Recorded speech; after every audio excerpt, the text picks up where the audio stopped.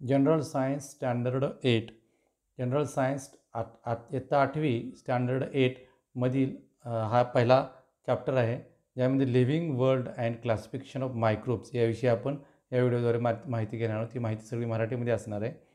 Semi इंग्लिशच्या मुलांसाठी या प्रकारचे व्हिडिओ तयार केलेले आहेत. Living world and classification of microbes part first या आजच्या आपण पहिल्या व्हिडिओमधून आपण living world and classification of microbes यामधील काही बेसिक माहिती घेणार आहोत. त्यामध्ये living world and classification of microbes म्हणजे सजीव सृष्टी व सूक्ष्मजीवांचे वर्गीकरण याविषयी या व्हिडिओमधून माहिती घ्यायची आहे. Biodiversity and need of classification. Biodiversity and need of classification यामध्ये पहिला पॉईंट आहे बायोलॉजिकल क्लासिफिकेशन, जैवविविधता वर्गीकरण. जैवविविधता वर्गीकरण म्हणजे काय? The process of dividing living organism into group and subgroups. म्हणजे वेगवेगळ्या जे ॲनिमल्स आहेत, वेगवेगळे ॲनिमल्स असतील, प्लॅन्ट्स असतील आणि एकूणच जे लिव्हिंग ऑर्गॅनिझम्स आहेत त्या सजीवांचे गट आणि उपगटामध्ये वर्गीकरण करणं म्हणजे बायोलॉजिकल क्लासिफिकेशन आहे. म्हणजे आपण पाहतो की according to 2011 census around 87 million species of living organisms are found on the earth, that is on the land and in the sea. म्हणजे एकूण जे गणना केलेले आहे, सेन्सेस म्हणजे गणना जी 2011 साली गणना केली होती, त्यानुसार जगामध्ये एकूण पृथ्वीतलावर समुद्रामध्ये आणि पृथ्वीतलावर पूर्णपणे 87 जे दशलक्ष एवढे वेगवेगळ्या प्रकारचे प्राणी आहेत. 87 मिलियन स्पेसीज जे आहेत, वेगवेगळे जाती जे आहेत त्यांचे वर्गीकरण करण्याची गरज आहे. कारण या सगळ्यांना एक ओळख देण्याची गरज होती, म्हणून त्याच्यासाठी क्लासिफिकेशनची गरज आहे.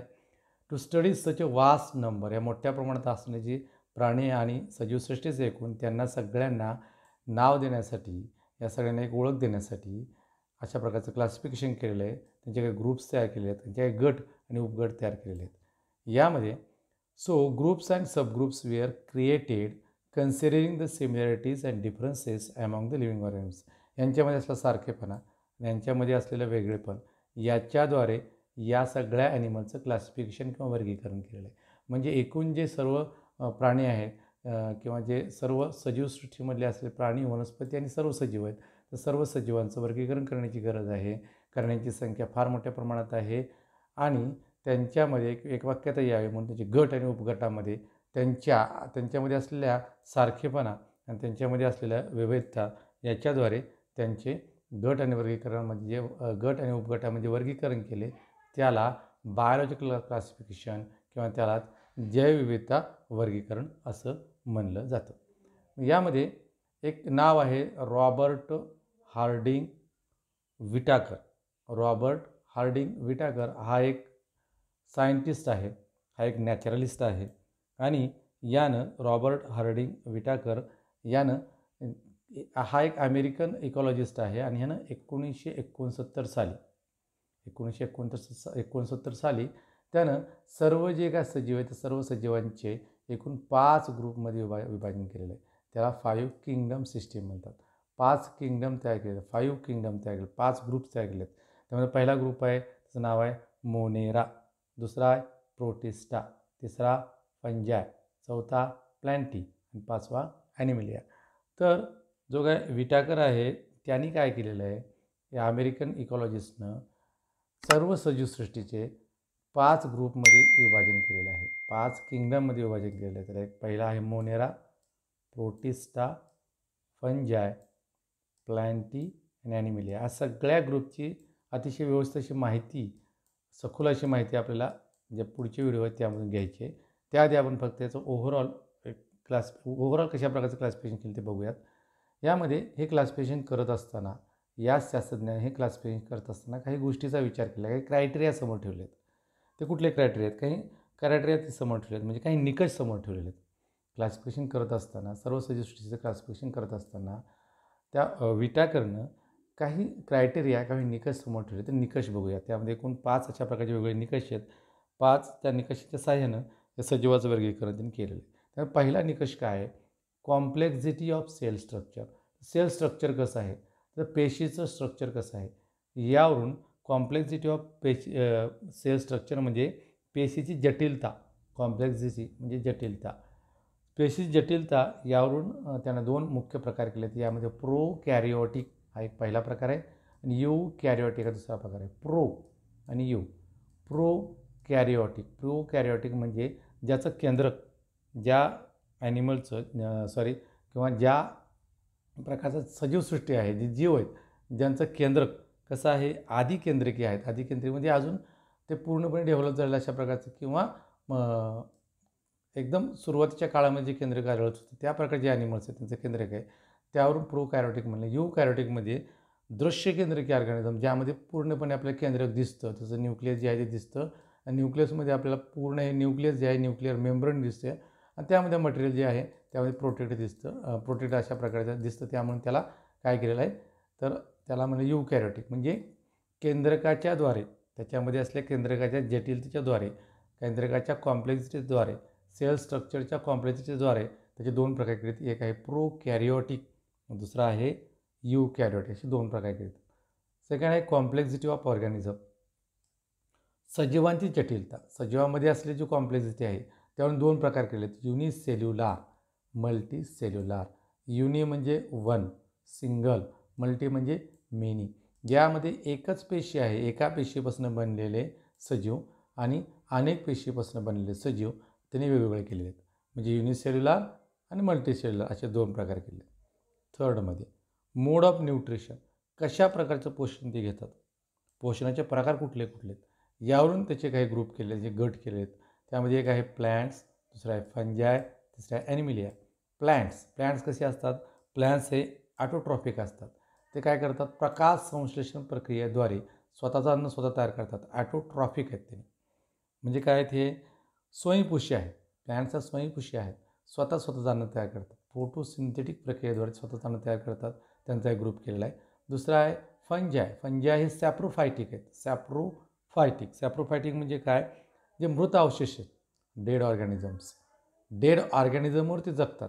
डेड ऑफ द ऑर्गॅनिझमचं ॲब्सॉर्प्शन करतात, त्यांचे मटेरियल ऑब्सर्व करतात, म्हणून त्याला सॅप्रोफायटिक म्हणतात. हे फंजाय जे आहेत हे परपोषी आहेत. तिसरा प्रकार आहे ॲनिमिलिया, ज्यामध्ये सर्व प्रकारचे ॲनिमल येतात, प्राणी येतात. ते सुद्धा हेटरोट्रॉपिक आहेत आणि ते ॲनिमलसुद्धा परपोषी आहेत. जे फंजाय आणि ॲनिमल्स हे परपोषी असतात, हे हेटरोट्रॉपिक आहेत आणि हे काय करतात, सिम्पली जे काय अवेलेबल मटेरियल आहे, अन्न आहे, ते अन्न घेतात. ते इंजेस्टिव्ह असतात, हेटरोट्रॉपिक असतात. म्हणजे कुठल्या प्रकारचे ते कशा प्रकारे पोषण करतात, त्यांचं पोषण कशा प्रकारे होतं ॲनिमलचं, सजीवांचं, त्यावरून 3 प्रकार पडलेत. Plants, fungi, animalia. याद्वारे त्याचे वेगवेगळे गट केलेले आहेत आणि त्या क्लासिफिकेशनमध्ये ते त्यांना वेगवेगळ्या गटामध्ये टाकलेले आहेत. नंबर 4 आहे लाईफ सायकल. त्यांची लाईफ सायकल, जीवन पद्धती कशी आहे त्यावरूनचा काही प्रकार पडलेले आहेत. त्यामध्ये प्लॅन्ट्स हे प्रोड्युसर्स म्हणून ओळखले जातात, ॲनिमल्स हे कंझ्युमर्स आहेत आणि फंजाय हे डिकम्पोजर्स आहेत. डिकम्पोजिशन करतात. जे काय डेड ऑर्गॅनिक मटेरियल आहे त्यावर ते जगतात आणि डिकम्पोजिशन करण्याचं, विघटन करण्याचं काम फंजाय करतात. यावरून परत त्यांच्या लाईफस्टाईलवरून किंवा त्यांची जीवनपद्धतीवरून परत 3 प्रकार पडलेले आहेत. त्यानंतर त्यांचे फायलोजेनेटिक रिलेशनशिप काय आहे. फायलोजेनेटिक रिलेशनशिप म्हणजे वर्गानुवंशिक संबंध, वर्गानुवंशिक त्यांच्यामध्ये असलेलं जे रिलेशनशिप आहे त्यावरून काय प्रकार पडले आहेत. त्यामध्ये प्रोकॅरियोटिक टू यूकॅरियोटिक असा एक ग्रुप केलेला आहे. म्हणजे आदिकेंद्रकी ते दृश्यकेंद्रकी यामध्ये काय ॲनिमल्स टाकलेले आहेत. युनिसेल्युलार टू मल्टीसेल्युलार असं पण यामध्ये डिवायडेशन केलेलं आहे. अशा प्रकारे हे जे काही क्लासिफिकेशन आहे मायक्रोबचं किंवा एकूणच सजीवसृष्टीचं क्लासिफिकेशन आहे, सजीवसृष्टीचं क्लासिफिकेशन करत असताना जनरली ह्या सर्व गोष्टीचा विचार करून त्यांना वेगवेगळ्या गटामध्ये टाकलेले आहे. म्हणजे त्याच्यामध्ये असले कॉम्प्लेक्सिटी ऑफ सेल स्ट्रक्चर असेल, complexity of organism, mode of nutrition, lifestyle and phylogenetic relations यांच्याद्वारे वेगळ्या ॲनिमलचे वेगळे गट केलेले आहेत. एकूण जे क्लासिफिकेशन आहे ते एकूण क्लासिफिकेशन आपल्याला पुढच्या स्लाईडमध्ये बघायचं. यामध्ये एकूण क्लासिफिकेशन बघत असताना यामध्ये लिव्हिंग ऑर्गॅनिझम म्हणजे एकूण सर्व सजीवाचे पहिल्यांदा 2 गट केलेत. एक प्रोकॅरियोट, दुसरं यूकॅरियोट्स. प्रोकॅरियोट्समध्ये युनिसेल्युलार आहेत, एकपेशी आहेत. त्यांच्यामध्ये किंगडम मोनेरा हा एक मोठा किंगडम आहे.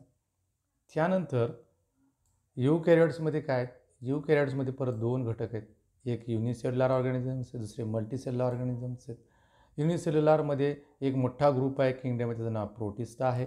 आणि दुसरा जो ग्रुप आहे त्याचं नाव आहे दुसरा मल्टीसेल्युलर जे आहे ते मल्टीसेल्युलरमध्ये परत 3 किंगडम आहेत. एक किंगडम आहे त्याचं नाव आहे फंजाय, दुसरा किंगडम आहे तो म्हणजे प्लॅन्टी, आणि तिसरा किंगडम आहे ॲनिमलिया. अशा प्रकारे त्यांचे गट केले आहेत. म्हणजे लिव्हिंग ऑर्गॅनिझम जे आहेत त्या लिव्हिंग ऑर्गॅनिझमचे एकूण पहिल्यांदा प्रोकॅरियोट, युकॅरियोट असे 2 गट केलेले आहेत.